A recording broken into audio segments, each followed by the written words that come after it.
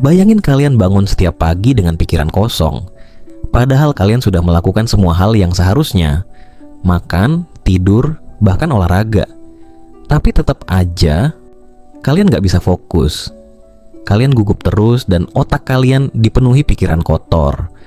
Bukan karena kalian bodoh, tapi karena kalian terlalu sering mengonsumsi konten instan, konten yang gak ngasih efek jangka panjang buat kesehatan otak kalian. Di video ini, aku bakal bongkar rahasia gimana cara kita ngeriset, nge-rewire, dan memperbaiki otak dari semua gangguan digital yang selama ini gak kalian sadari. Sebelum lanjut, jangan lupa subscribe, karena subscribe itu gratis. Setiap kali kalian scroll TikTok atau YouTube Shorts, otak kalian dapat suntikan dopamin instan. Rasanya enak dan ada kesenangan sesaat yang bikin kalian merasa terhibur. Tapi di balik rasa nyaman itu, ada data yang nggak bisa diabaikan. Berbagai studi, termasuk riset dari Harvard, ngasih peringatan keras. Terlalu sering konsumsi konten digital bikin rentang perhatian kalian menurun drastis. Sekarang, rata-rata manusia cuma bisa fokus selama 8 detik. Lebih pendek dari ikan, mas. Yang awalnya kalian anggap hiburan ringan, ternyata diam-diam mulai mengubah cara kerja otak kalian. Otak kalian yang dulunya tajam, penuh rasa ingin tahu, sekarang mulai tumpul. Bukan karena kalian bodoh, tapi karena otak kalian seperti spons yang terus disiram oleh limbah digital setiap hari. Tapi tenang, kabar baiknya, ilmu modern nunjukin satu hal penting. Otak kita itu plastis. Artinya, bisa berubah dan bisa pulih. Dalam dunia neuroscience, ini disebut neuroplastisitas. Setiap kali kalian fokus buat belajar, merenung, atau melakukan aktivitas yang bermanfaat, koneksi di otak kalian mulai berubah dan tumbuh. Jadi meskipun otak kalian udah sempat rusak karena terlalu sering konsumsi konten yang gak bergizi, kalian masih bisa memperbaikinya. Sama seperti tanaman yang mulai layu, kalau dirawat dengan sabar dan konsisten, dia bisa tumbuh lagi. Dan begitu juga dengan otak kalian. Sekarang pertanyaannya, apa yang selama ini kalian masukin ke dalam otak kalian? Kalau setiap hari kalian terpapar konten negatif, drama, dan hal-hal instan yang dangkal, lama-lama otak kalian terbiasa dengan makanan pikiran yang gak sehat.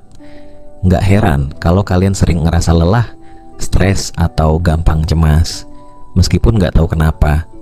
Contohnya jelas, algoritma media sosial terus-menerus kasih kalian konten serupa. Akhirnya terasa monoton, ngebosenin, gak ada variasi, gak ada tantangan baru yang bikin otak kalian berkembang. Ini persis kayak kalian makan junk food tiap hari. Perut kenyang, tapi gak ada nutrisi. Dan kalau diterusin, otak kalian pun bisa busuk pelan-pelan. Bukan karena kalian pengen, tapi karena kalian gak sadar. Jadi, gimana caranya kalian bisa memperbaiki otak yang mulai rusak itu? Jawabannya sederhana, kasih otak kalian makanan yang sehat. Dan ingat, makanan di sini bukan cuma soal apa yang kalian makan secara fisik, tapi juga apa yang kalian konsumsi secara mental. Berikut beberapa superfood buat otak kalian.